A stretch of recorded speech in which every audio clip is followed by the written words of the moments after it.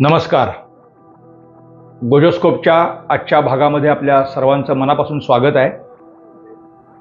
मित्रहो, अमेरिकेच्या राजकारणाचा नवा अध्याय या वर्षापासून सुरू झाला आहे, कारण तिथं आता निवडणुकीची प्रक्रिया हळूहळू वेग घेते आहे आणि एकूणच तिथल्या निवडणुकीचा जोर आता तापायला लागला आहे. म्हणजे अमेरिकेत आता हिवाळा असतो आपल्याला माहिती आहे, पण राजकीय गरमागरमी सुरू झालेली आहे. आपल्या दृष्टीने एक सगळ्यात महत्त्वाची घटना ही काल झालेली आहे. डेमोक्रेटिक पक्षाच्या नेत्या इल्हान ओमर, म्हणजे भारतविरोधी सगळ्या कारवाया करण्यामध्ये ज्या बाईंचा गेल्या 4 वर्षात सातत्याने पुढाकार राहिलेला आहे, अशा या इल्हान अब्दुल्ला ओमर यांना रिपब्लिकन पक्षांनी चांगलंच खिंडीत पकडलेलं आहे. त्या ओमारबाई या अमेरिकेच्या हाऊस ऑफ कॉमन्समध्ये आहेत, या हाऊस ऑफ रिप्रेझेंटेटिव्ज ज्याला म्हणतात, अशा त्या रिप्रेझेंटेटिव्हच्या सभागृहात त्या सदस्य आहेत. आणि काँग्रेसच्या त्या म्हणजे अमेरिकी काँग्रेसच्या परराष्ट्र विभागाचे जे हे खातं आहे, समिती आहे, परराष्ट्र व्यवहार समिती, त्या समितीच्या त्या सदस्य होत्या. तर त्या समितीच्या सदस्यपदावरून त्यांची काल हकालपट्टी केली आहे आणि रिपब्लिकनांनी त्यासाठी मोठा जोर लावलेला होता. या ओमारबाई मूळच्या सोमालियाच्या आहेत आणि गेली 4 वर्ष भारतविरोधी कारवाया, आणि नुसतं भारत असं नाही तर अन्य युरोपातल्या काही देशांविरुद्ध सुद्धा, म्हणजे आधी जर्मनी असेल किंवा अन्य काही देश असतील, तर त्यांच्या विरोधात त्यांनी मोठी आघाडी उभारल्यासारखी परिस्थिती होती. आणि बायडन असतील किंवा ओबामा असतील तर त्यांनी या ओमारबाईंना कुठेही शिस्त लावली आहे किंवा त्यांना रोखलंय असं चित्र काही दिसून येत नव्हतं. आता ओमारबाईंच्या या कारवाईमागचे काही वेगळे अर्थ पण आहेत. त्याची पाळंमुळं ही गेल्या 4 वर्षातल्या बायडन यांच्या कारकिर्दीशी पण निगडीत आहेत.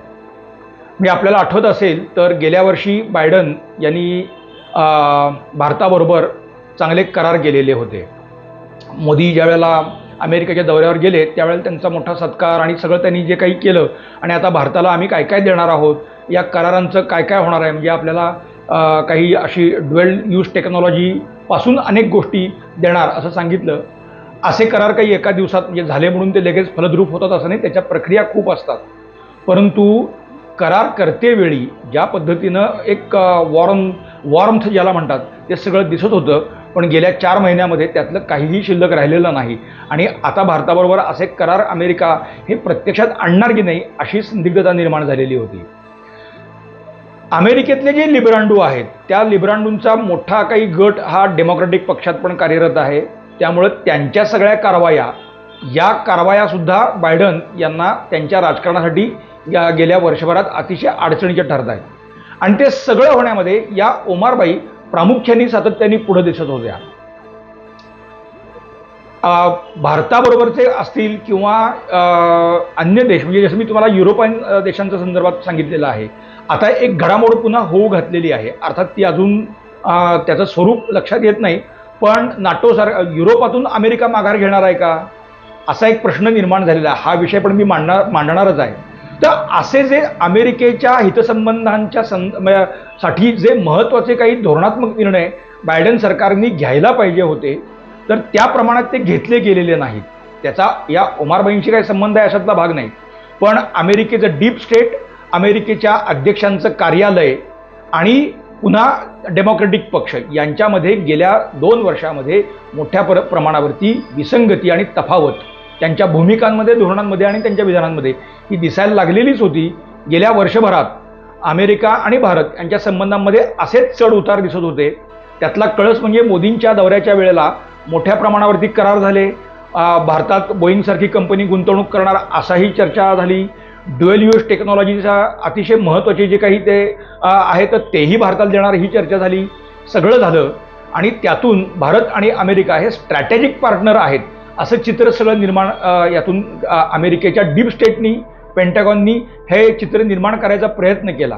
पण त्यानंतर भारतविरोधी कारवायांमध्ये सातत्याने या बाईने आघाडी ठेवलेली होती. राष्ट्रसंघामध्ये भारताने जे काही करार आणलेले होते तर ते करार फेटाळून लावावेत म्हणून त्यांनी जाहीर भूमिका घेतलेली होती. म्हणजे भारत विरोधी काम करणारं जे एक टूलकिट आहे त्या टूलकिटचा एक पार्ट म्हणून या ओमारबाईंकडे बघायला हरकत नाही. अशा या ओमारबाईंच्या एकूण वक्तव्य, त्यांच्या कारवाया अर्थात त्या अमेरिकी राजकारणाशी संबंधित पण आहेत, परंतु त्यांच्या त्या भूमिकांचा अमेरिकेच्या ध्येयधोरणांना फटका बसतोय असं सांगत काल रिपब्लिकन पक्षांनी या ओमारबाईंची परराष्ट्र विषयक जी समिती आहे, परराष्ट्र समिती काँग्रेसची, त्यातून त्यांची हकालपट्टी केलेली आहे. हे प्रकरण मित्रांनो इथंच थांबतं किंवा संपतं असं नाही आहे. आता त्यांची पुढची मागणी आहे ती या ओमारबाईंना त्यांच्या मूळ देशात म्हणजे सोमालियाला परत पाठवा. आणि आता अशात एक प्रकरण पुढे येतं आहे, ते म्हणजे या ओमारबाईंनी ज्या पद्धतीनं अमेरिकेचं नागरिकत्व घेतलंय तर त्याचंही उत्खनन आता केलं जात आहे. या नागरिकत्वासाठी त्यांनी त्यांच्या विवाहाचा दाखला दिलेला होता. तर त्यात पती या कॉलममध्ये जो फोटो आणि नाव आहे तर ते आता दिसताना असं दिसतं आहे किंवा पुढे येत आहे तो प्रत्यक्षात त्यांचा नवरा नसून तो त्यांचा भाऊ आहे. आणि खोट्या शपथपत्राच्या आधारे या ओमारबाईंनी अमेरिकेत आश्रय घेतलेला आहे. मग असं झालं कसं, ही चर्चा आता सुरू झालेली आहे. आणि एकीकडे बायडन यांची प्रकृती हा एक विषय आहे, त्यांची ध्येयधोरणं हा दुसरा विषय आहे, डीप स्टेट किंवा पेंटागॉन त्यांच्या भूमिका वेगळ्या आहेत. या सगळ्या विसंगती हेरत हेरत ज्या पद्धतीनं रिपब्लिकन पक्ष या निवडणुकीत गिअरअप होतोय त्याचं एक दृश्यरूप नेवाडामध्ये आता आपल्याला बघायला मिळते.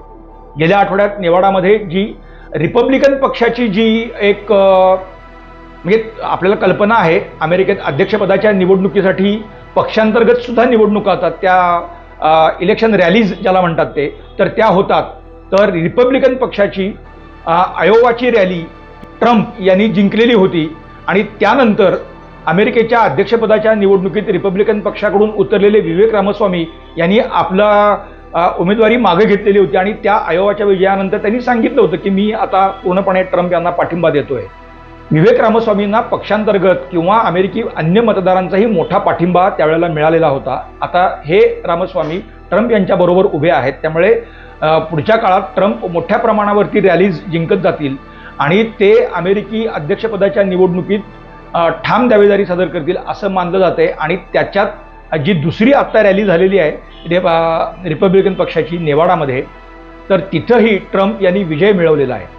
अमेरिकेच्या राजकारणाचे रंगढंग कसे बदलत आहेत त्याच्या या सगळ्या घटना सुट्या सुट्या असल्या तरी ते निदर्शक आहेत. आयोवा असेल किंवा नेवाडा असेल तर यातून अध्यक्षपदाच्या निवडणुकीसाठी आत्ता ट्रम्प यांना फार मोठं बळ मिळणार आहे अशातला भाग नाही. कारण यांचं जे इलेक्टोरल कॉलेज जे आहे त्या इलेक्टोरल कॉलेजमध्ये जे अध्यक्षपदाच्या निवडणुकीसाठी जे इलेक्टोरल कॉलेज आहे त्यात आयोवा असेल, नेवाडा असेल तर या राज्यांना तेवढं मोठं असं रिप्रेझेंटेशन नाही आहे. जे फिलाडेल्फिया, न्यूयॉर्क किंवा अन्य राज्यांना, कॅलिफोर्नियासारखं राज्य आहे त्यांना ज्या प्रमाणात रिप्रेझेंटेशन असतं तसं नेवाडा किंवा आयोवाला नाही. पण एक हाती हे ते ट्रम्प विजय मिळवत आहेत. ट्रम्प यांनी गेल्याच आठवड्यात एका यूट्यूबरला सुद्धा मुलाखत दिली. आता हा अमेरिकेचा अध्यक्ष म्हणजे अध्यक्ष राहिलेला माणूस आणि जो आता पुन्हा अध्यक्षपदाच्या निवडणुकीत उतरतोय असा एक नेता एखाद्या यूट्यूबरला मुलाखत देतो, ही सुद्धा खरं तर वेगळीच घटना. तर त्या निवडणुकीत त्यांनी बायडन यांच्यावरती अर्थात टीकेची फैर झाडलेली आहे, पण त्यांनी खुले आव्हान दिलेलं आहे, बायडन यांनी माझ्याशी चर्चा करूनच दाखवावी, मग दूध का दूध पाणी का पाणी आपल्याला झालेले दिसेल. अर्थात असं वाटेल की ध्येयधोरणांविषयी काही चर्चा होती आहे का, तर ध्येयधोरणांचा विषय आहेच, पण ट्रम्प यांनी त्यात दावा असा केलेला आहे की बायडन यांना आता धड बोलताही येत नाही.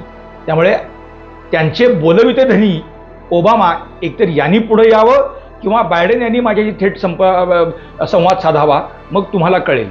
एका अर्थाने ट्रम्प आणि त्यांच्या पाठोपाठ रिपब्लिकन पक्षांनी बायडन, ओबामा आणि डेमोक्रॅटिक पक्षाला अंगावर घेतलेला आहे. अमेरिकेतल्या हिवाळ्यामध्ये ही राजकीय हवा जशी तापत जाईल तसतशा अनेक गोष्टी आणखी समोर येत राहतील.